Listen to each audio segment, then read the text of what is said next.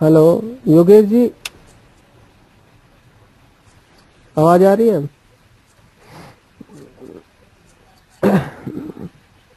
सोच रहा था कि आप कुछ बोल नहीं रहे हैं या आवाज वैसे नहीं आ रही है। नहीं नहीं नहीं, हाँ वो ठीक म्यूट है। रह गया था, म्यूट रह गया था उसमें, मैं भी वही देख रहा था। वो सही किया आपने, बता दिया। तो नॉट इक्वल टू का यूज हम क्या करते हैं? नॉट इक्वल टू किस तरह से वर्क करता है? यहाँ पे दो ऑपरेटर लगे हैं हमारे, लेस देन और ग्रेटर देन। अब जो एक वैल्यू को इवेल्युएट करते हैं कि जो 50 है हमारा 12 से बड़ा है, नहीं है, 12 से छोटा है, नहीं है, छोटे बड़े को इकट्ठे एनालाइज करता है ये, ना वैल्यू उससे बड़ी हो ना उससे छोटी हो।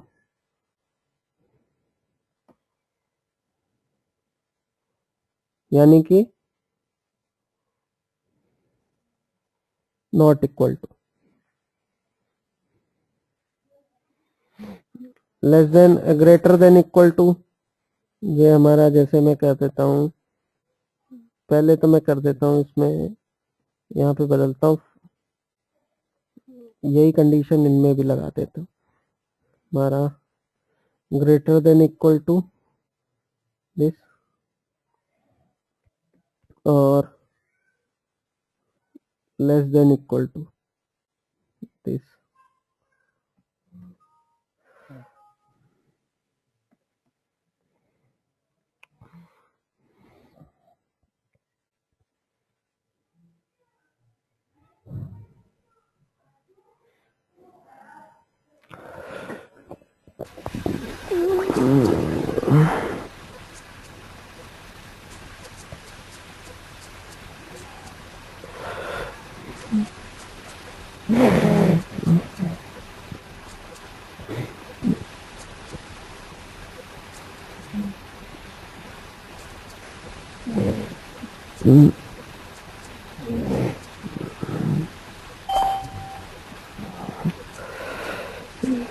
अब इसको फॉर्मूला व्यू में चेक कर लेते हैं।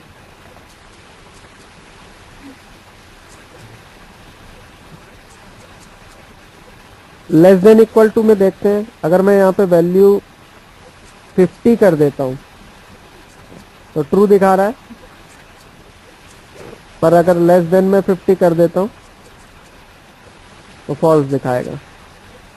मतलब 50 हो और उससे छोटी हो, 51 हो तो फॉल्स। ठीक है जी। इसी तरह से ये 50 हो या इससे बड़ी हो, छोटी पे दिक्कत। तो इस तरह से हमारे कुछ लॉजिकल ऑपरेटर होते हैं। देख लीजिए, और ऑपरेटर को समझना इसमें हमारे पास बहुत ज़रूरी है। अभी तक मैंने बताया आपको operator plus minus equal to divide power multiply. Logical operator में equal to greater than less than greater than equal to less than equal to not equal to. ठीक है जी, जो ट्रू फॉल्स में रिजल्ट देते हैं। अब क्या होता है हमारे पास यहीं पे ट्रू फॉल्स में अवेलेबल है। मोस्टली लोग क्या करते हैं, इसके लिए इफ का यूज करते हैं, इस लॉजिकल कंडीशन के लिए। क्या ये इक्वल टू है इसके, यहाँ कॉमा। इफ फॉर्मूला में हमारे पास पहले पैरामीटर होता है लॉजिकल टेस्ट, जिनमें हम लॉजिकल ऑपरेटर्स का यूज करते हैं, लॉजिकल कंडीशन लगाते हैं। देन हमारे पास होती है value if true, value if false. Sir इसको जब भी आप देखते हैं कि ये बड़े ब्रैकेट में वैल्यू है, किसी फार्मूला के अंदर उसकी डिस्क्रिप्शन आती है, उसमें जब भी आप देखें कि बड़े ब्रैकेट में वैल्यू है तो उसका मतलब होता है वो ऑप्शनल है। आप चाहे उसे दें या ना दें कोई फर्क नहीं पड़ता। इस फॉर्मूला के 3 आर्ग्यूमेंट्स हैं। आर्ग्यूमेंट होते हैं हमारे इनपुट्स, जो हम इनपुट डालते हैं, जो कि सेपरेटेड बाय कॉमा होते हैं। कॉमा से एक आर्ग्यूमेंट सेपरेट होता है।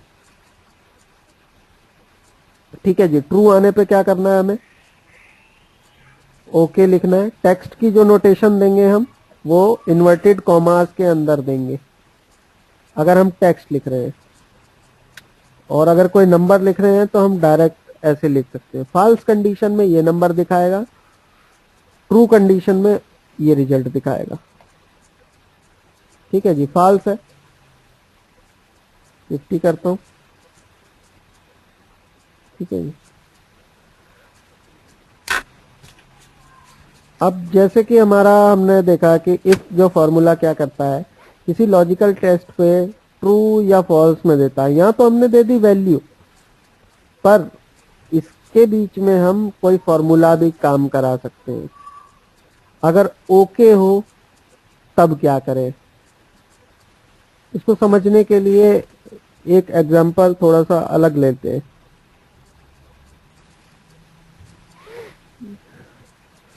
मान लीजिए मैंने अप्लाई करना है कुछ ड्राइविंग लाइसेंस या अकाउंट खुलवाना है, बैंक अकाउंट खुलवाना है।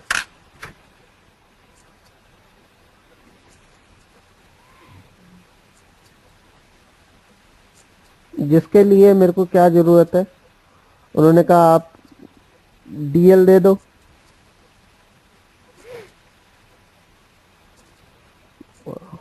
वोटर आईडी दे दो।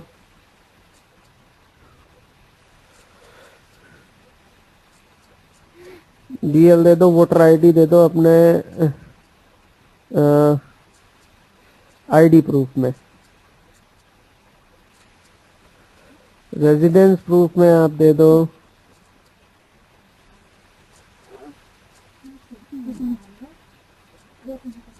रेजिडेंस प्रूफ में आप दे सकते हैं या कोई अलग सा प्रूफ जो बैंक अकाउंट या ID proof. Address proof, address में आप दे दो राशन कार्ड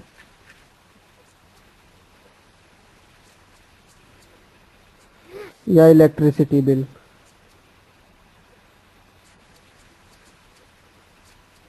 ठीक है जी।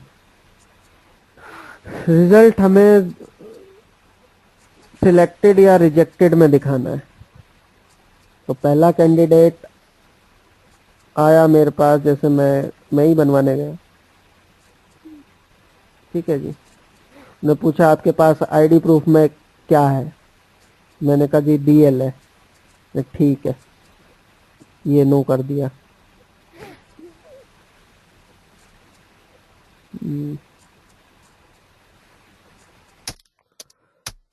मेरी स्क्रीन सबको दिखाई दे रही है?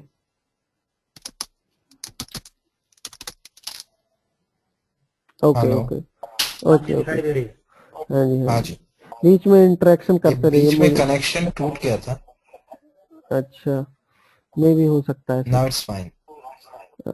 अच्छा, तो मैं जो दिखा रहा था आपको, जो एग्जांपल दिखा रहा था कि एक मैं बैंक अकाउंट खुलवाने गया, उन्होंने मेरे से पूछा कि आपके पास डीएल या वोटर आईडी कार्ड में से कुछ ले आइए। एड्रेस प्रूफ में मुझे राशन कार्ड या इलेक्ट्रिसिटी बिल में से कुछ चाहिए।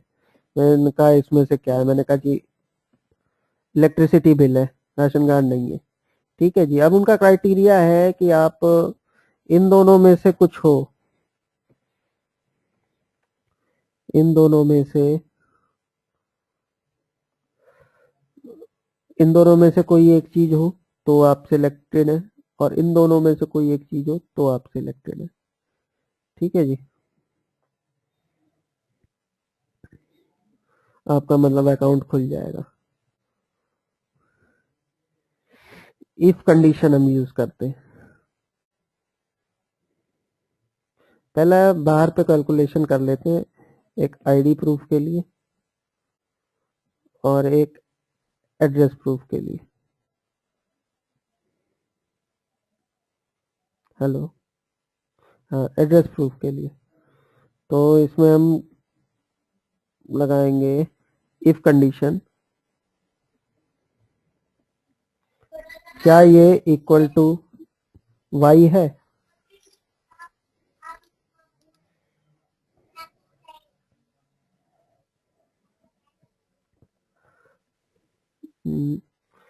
क्या ये इक्वल टू वाई है।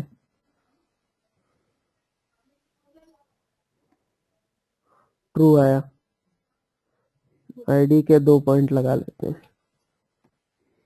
और इसके भी 2 पॉइंट लगा लेते हैं, ज़्यादा कॉम्प्लिकेटेड ना करते हुए आराम से। यहाँ मैंने पूछा क्या ये वोटर आईडी जो है इक्वल टू वाई है।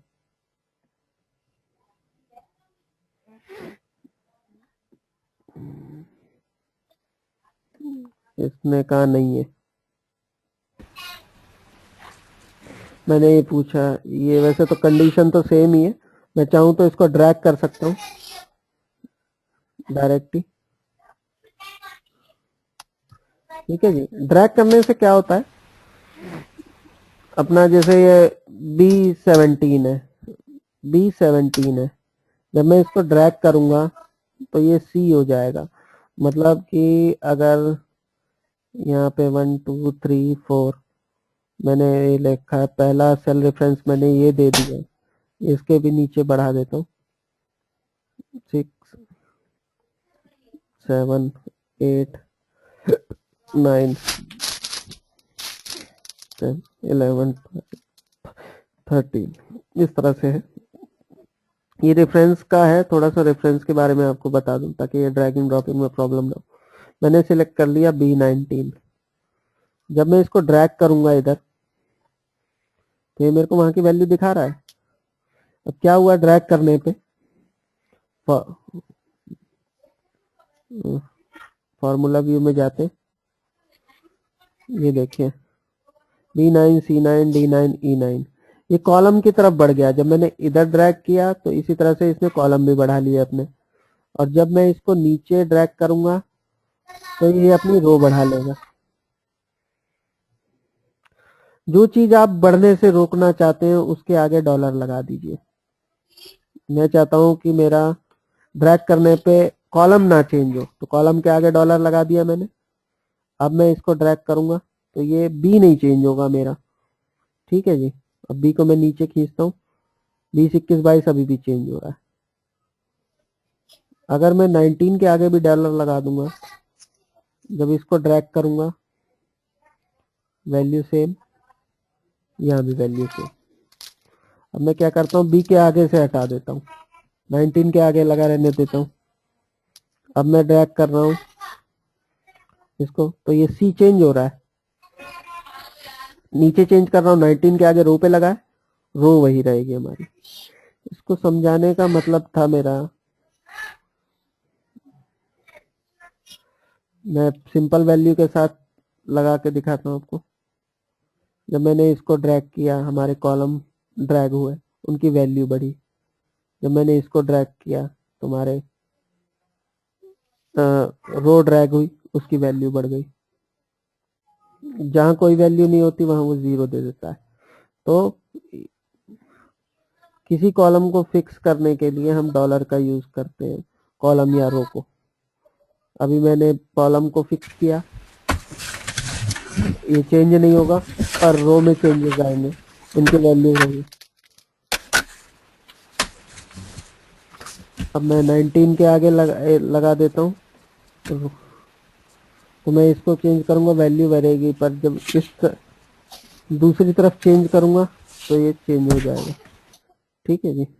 नहीं चेंज होना देने चाहते हैं आप किसी को भी, तो दोनों के आगे डॉलर लगा दीजिए, ठीक है। चाहे आप यहाँ ड्रैग करें चाहे यहाँ ड्रैग करें, वैल्यू चेंज नहीं होगी। ये हमारा डॉलर का यूज होता है। अब मैंने इसमें क्या करना था,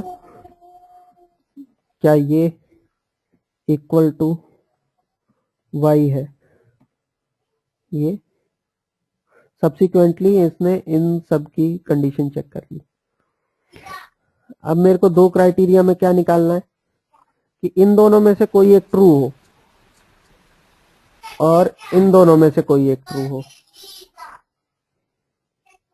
मैं यहाँ पे निकाल लेता हूँ। इसके लिए हम यूज करते हैं और का फंक्शन। और का फंक्शन क्या करता है हमारा, लॉजिकल। मैंने जब इसका रेफरेंस दिया तो इसके अंदर का फॉर्मूला जो आ रहा था, जो वैल्यू आ रही थी, वो इसने उठा ली, ठीक है जी।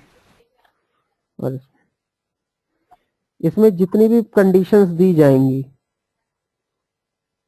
अगर उनमें से एक भी ट्रू है तो ये आपको ट्रू शो करेगा। मान लीजिए मेरे पास आईडी प्रूफ नहीं होता तो ये नो दिखाता, वोटर आईडी कार्ड था, यस, तो यहाँ मेरा आईडी प्रूफ का सॉर्ट आउट हो गया, मेरा आने लगा कि दोनों में से एक चाहिए। इसी तरह से मुझे यहाँ पे चाहिए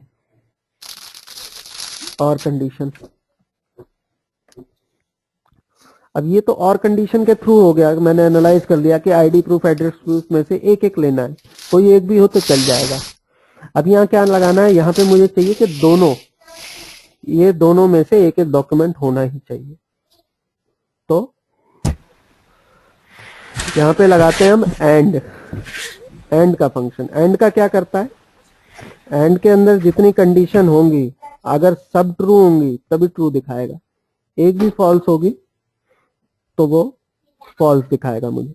सपोज मेरे पास आईडी कार्ड, आईडी प्रूफ तो है, एड्रेस प्रूफ नहीं है, नो लिखा मैंने, मेन रिजल्ट मेरा फॉल्स कर गया, यानी मेरा बैंक अकाउंट नहीं बन सकता, ठीक है जी, इसी तरह से यहाँ पे करता हूँ।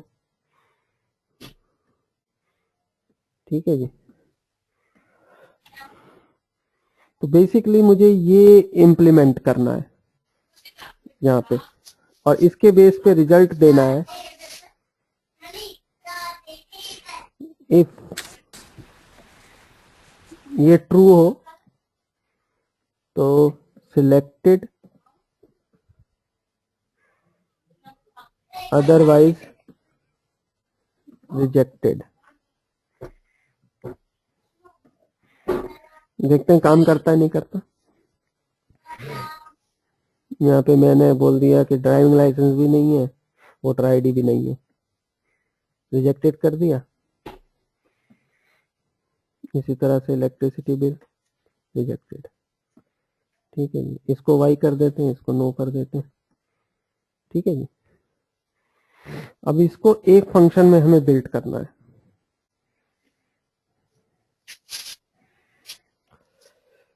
एक्चुअली जो लंबा चौड़ा फॉर्मूला आज तक आपने देखा होगा, उसकी एक ट्रिक होती है लगाने की। अब हम चलते हैं इसके रेफरेंस पे, H20 है।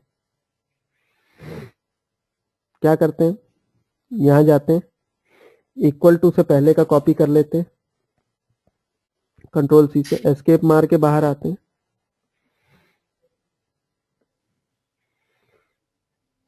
H20 पे मैंने जाके पेस्ट कर दिया। अब जब ये फॉर्मूला मेरा यहाँ फिक्स है तो मुझे इसकी जरूरत नहीं।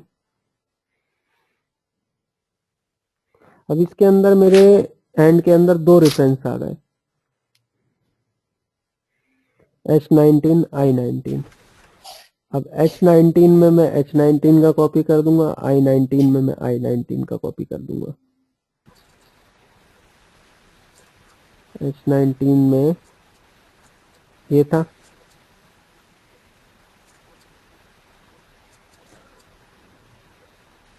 और I19 में ये था।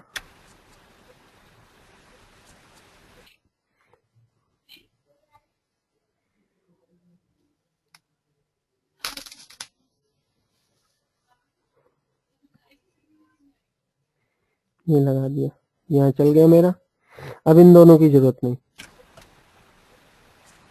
अब ये चारों की बारी आई। फर्स्ट है G17। G17 इक्वल टू से पहले क्या उठा रहा हूं मैं,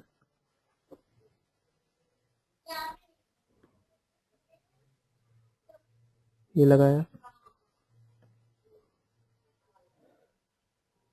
H17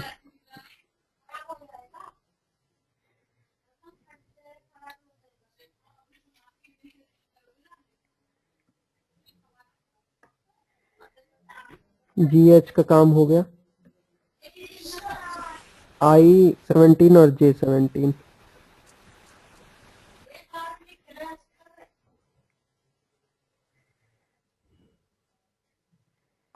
I17 पेस्ट और J17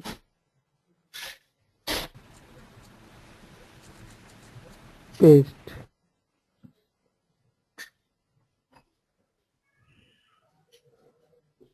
अब मुझे ना इनकी जरूरत है, इनकी किसी की जरूरत नहीं है। यहाँ देखते हैं वर्क करता है नहीं करता। इलेक्ट्रिसिटी बिल है, यस है, कोई बात नहीं। नो है, कोई बात नहीं। दोनों नो है तो दिक्कत है, किसी भी एक में यस होना चाहिए। यहाँ से नो होता है। ठीक है जी, ये फॉर्मूला कॉन्सेप्ट आपको समझ में आया?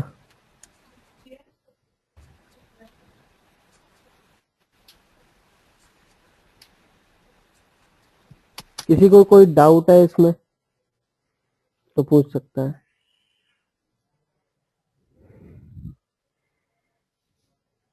हेलो। हाँ जी, ठीक है, बस चेक।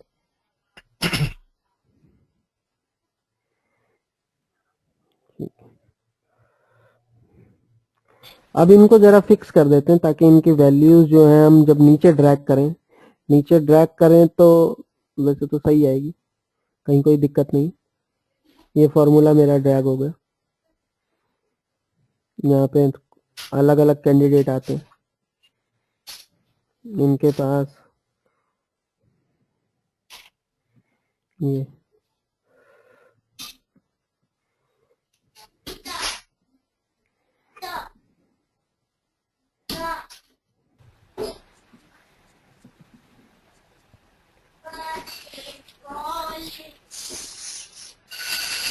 सर ठीक है। आपने जो इसमें बताया तो आपने जो बताया टेक्स्ट जब भी हमने लेना है तो इन्वर्टेड कॉमा से उसको स्टार्ट करना है और इन्वर्टेड कॉमा से ही क्लोज करना है।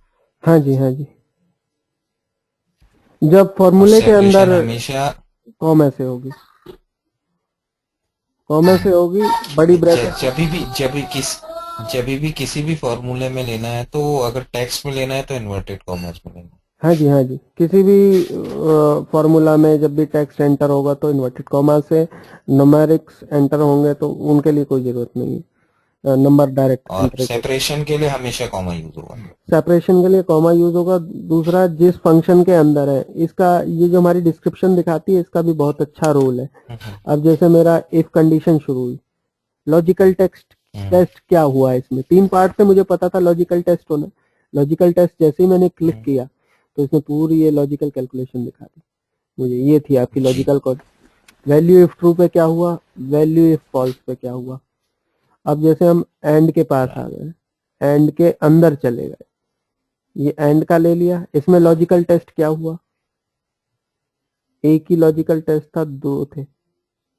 एंड के अंदर 2 लॉजिकल टेस्ट थे हमारे, लॉजिकल 3 है ही नहीं। तो हम जिस फॉर्मूला के अंदर जाएंगे वो उसकी वो दिखाता जाएगा। हाँ, वो उसकी कि इसका क्या डिस्क्रिप्शन दिखाता जाएगा, लॉजिकल 1, राइट। लॉजिकल।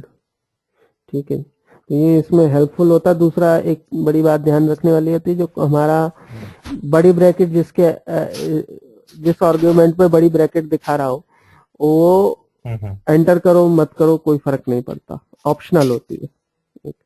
तो ये आज का मेरा फॉर्मूला इंट्रो समाप्त होता है, जिसमें मैंने आपको एंड और इफ लॉजिकल फॉर्मूला के कुछ पार्ट बताए। लॉजिकल में हमारा एंड, इफ और, बाकी जब फॉर्मूला चलेंगे तो मैं इसमें बाकी भी बताऊंगा आपको, नॉट किस लिए यूज करते हैं, इफ एरर। ठीक है जी, तो आज का सेशन एंड करते हैं। बाकी किसी को कोई डाउट है तो वो पूछ सकते हैं।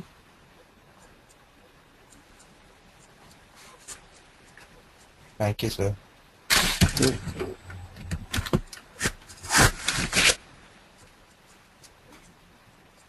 Okay, good night.